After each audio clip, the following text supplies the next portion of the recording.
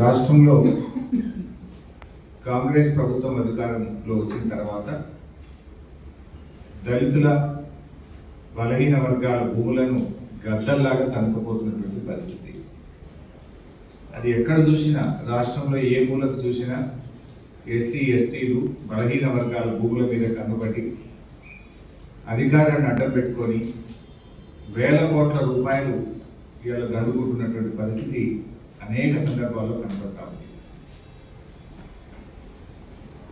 ప్రభుత్వం ఎస్సీ ఎస్టీలకు పట్టాలు ఇస్తామని చెప్పి ఒకవైపు ఎక్విజేషన్ చేయడం, మరొక వైపు పారిశ్రామికవేత్తల రూపంలో ఆ భూములను కొల్లగొట్టడం, మరొక వైపు కబ్జాలు పెట్టడం, ఈ రకంగా ఇవాళ కాంగ్రెస్ ప్రభుత్వం అనేక కుట్రలకు పాల్పడతా ఉంది. అందులో ఒక పెద్ద కుంభకోణం. దీని వెనుక ప్రభుత్వ పెద్దలే ఉన్నారు. లాస్ట్లో అన్ని ఆధారాలు కూడా చూపిస్తా. I show with all documents. రక్షకుడే భక్షకుడే. ఇక్కడ భూములను కాపాడవలసిన వాడే భక్షిస్తున్నాడు. ఎట్లా భక్షిస్తున్నాడో అన్ని ఆధారాలు కూడా బయట పెడతాం. ఈ స్కామ్ అంతా ఇంత కాదు, 7,000 కోట్ల రూపాయల స్కామ్.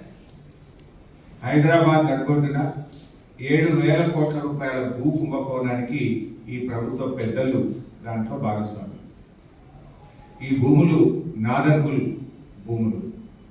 ఈ భూములకు చాలా చరిత్ర ఉంది. ఈ భూములను ప్రభుత్వ భూములుగా డిక్లేర్ చేయాలని ఉమ్మడి రాష్ట్రంలో చంద్రబాబు నాయుడు పోరాటం చేసినాడు. రాజశేఖర్ రెడ్డి గారు ఈ భూములను ప్రభుత్వ భూములుగా ప్రకటించారు. కేసీఆర్ గారి ప్రభుత్వం ఈ భూములను రక్షించింది. ఇప్పుడు వచ్చిన రేవంత్ రెడ్డి ప్రభుత్వం భక్షిస్తున్నది. చంద్రబాబు పోరాటం, కాంగ్రెస్ నాటి వైఎస్ఆర్ ప్రభుత్వ భూములుగా డిక్లేర్ చేయడం, 10 ఏళ్ల బీఆర్ఎస్ ప్రభుత్వం ఈ భూములను రక్షించడం, అధికారంలో వచ్చిన 10 రోజుల్లోనే ఈ భూముల మీద కన్నుబడి ఈ భూములను భక్షించే కార్యక్రమానికి నేటి రేవంత్ రెడ్డి ప్రభుత్వం పాల్పడతా ఉంది. ఎట్లా పాల్పడ్డది, ఎప్పటి నుంచి స్టార్ట్ అయింది, దీని కుట్ర కుతంత్రం మొత్తం కూడా ఈరోజు బట్టబయలు చేయబోతా ఉన్నాం, ప్రజల ముందు పెట్టబోతా ఉన్నాం. దీంట్లో పాపం 600 మంది పేద రైతులు ఉన్నారు. ఈ 374 ఎకరాల భూమిలో దాదాపు 600 మంది పేద రైతులు బతుకుతా ఉన్నారు. తాతలు, తండ్రులు, పిల్లల కాడ నుంచి బతుకుతా ఉన్నారు. ఇవాళ వాళ్ళ భూముల్లోకి వాళ్ళని కొనియకుండా బౌన్సర్లను పెట్టి పోలీసుల చేత దాడి చేయిస్తూ అక్రమ కేసులు పెడుతూ పేద రైతుల్ని భయభ్రాంతులకు గురి చేస్తూ ఉన్నారు. చాలామంది రైతులు బీఆర్ఎస్ పార్టీ ఆఫీస్కి వచ్చి మా దృష్టికి తేవడం జరిగింది. అది మా సబితక్క నియోజకవర్గం, మహేశ్వరం నియోజకవర్గంలో అక్కగారి దగ్గరికి వెళ్ళి ఎమ్మెల్యే గారిగా కనుక చాలామంది రైతులు అక్కగారికి చెప్పుకున్నారు, బీఆర్ఎస్ పార్టీ దృష్టికి తెచ్చారు.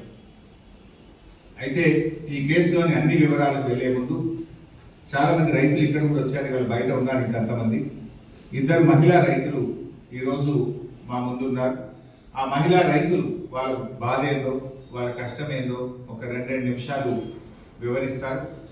ఒక అమ్మ పేరు కర్రె కౌసల్య, ఇంకొక అమ్మ పేరు గుడాల మమత. 2 నిమిషాలు వాళ్ళ ఆవేదన, వాళ్ళకి ఏం జరుగుతుందో 2 నిమిషాలు వాళ్ళు చెప్తారు. చెప్పిన తర్వాత మొత్తం విషయాన్ని మేము బయట పెడతాం.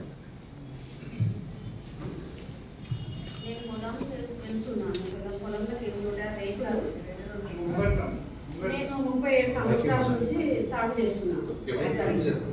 మా అత్త మామ అంతకన్నా ముందు చేస్తున్నాను. మా అత్త మామ చేసి 40 ఏళ్ళు చేయొచ్చు వాళ్ళు. నేను 37 సంవత్సరాల సంది నేను చేస్తున్నా.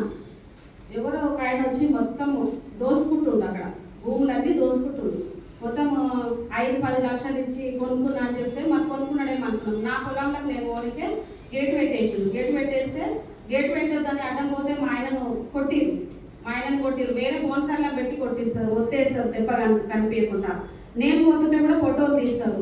అక్కడ 50,000 పెట్టి మేము కడిగి తీసుకొచ్చి అడవి పందులు మేయకుండా సేర్లు మొత్తం తయారైనాక కూడా అడవి పందులు మేసాను. మేము అక్కడ కంచె వేసుకుంటే ఆ కంచె నైటే తీసేసారు. ఎవరు తీయమన్నారు, ఇట్లా ఎందుకు చేసిరు, మనకు ఎందుకు చేస్తారు ఇట్లా అంటే సుధాకర్ తీయమన్నాడు. ఏ సుధాకర్ అంటే తిరుపతి సుధాకర్ అని చెప్తారు సార్. ఇట్లా చేస్తారు. నాకు ఒక 10 ఆవులు ఉన్నాయి. అక్కడ గడ్డి పెట్టుకున్నా, పొద్దుగాల వెళ్ళి గడ్డి కోసేసుకోవాలి. అక్కడ కూర అలుపుకొని రోజుకి 500 800 వస్తే నా జీవనాధారం నడుస్తుంది. అక్కడ నన్ను పొలం మీదకి నిలబడితే నేనేం చేయాలి? వెళ్ళిపోండి మీకు కూడా ఇస్తాం 10 లక్షలు అంటారు, 5 లక్షలు అంటారు. 5 లక్షలు కంటే ఒక ప్లాట్ వస్తలేదు సార్, ఒక దావత్ కూడా అయితలేదు. వాళ్ళు ఇచ్చే పైసలు ఏంటికి అయితే మాకు పైసలు వద్దు, మాకు భూమి కావాలి, మాకు భూమి మీదనే మా జీవనాధారం. ఆవులు ఉన్నాయి, 10 ఆవులు ఉన్నాయి, గడ్డి పెట్టినాయి. ఇప్పుడు గడ్డి కూడా భూమి దగ్గర నిన్ను పోనిస్తారు కదా, పోనీయకుండా 10 నిమిషాలు ఆగాలి సార్. గేట్లు పెట్టేసుకుంటారు, లాక్ వేసుకుంటారు, చుట్టూ ఫెన్సింగ్ పెట్టి గేట్లు పెట్టి నీ భూమిలోకి నిన్ను పోనిస్తలేదు. పోనిస్తలేదు. మళ్ళీ ఎవరినైనా కూలీలను పిలుచుకోకపోతే నువ్వు భూమి అమ్మావు కదా, నేను ఉంది కదా, నువ్వే రావద్దని వాళ్ళు నిలబడితే మొన్న ఎక్కడైనా పొలం నేను ఒక్కదాన్ని నాటేస్తున్నా, వాళ్ళు నిలబట్టేసి కూలోళ్ళు ఎందుకు వస్తలేరు? వాళ్ళ భయానికి సార్, వాళ్ళ భయానికి వాళ్ళు ఫోటోలు ఇస్తారా? తీస్తారు సార్, ఫోటో తీస్తారు. సో కూలోళ్ళు ఎందుకు వస్తలేరు? రమ్మంటే వాళ్ళ భయానికి సార్, వాళ్ళు కొన్నిసార్లు రమ్మ మమ్మల్ని కొడతారు, మమ్మల్ని నమ్మితే మేము మా పిల్లలు ఆడబడతారు, మేము రామంటే మొన్న నేను ఒక్కదాన్ని నాటేస్తున్నాను ఎకరాల నడపలో.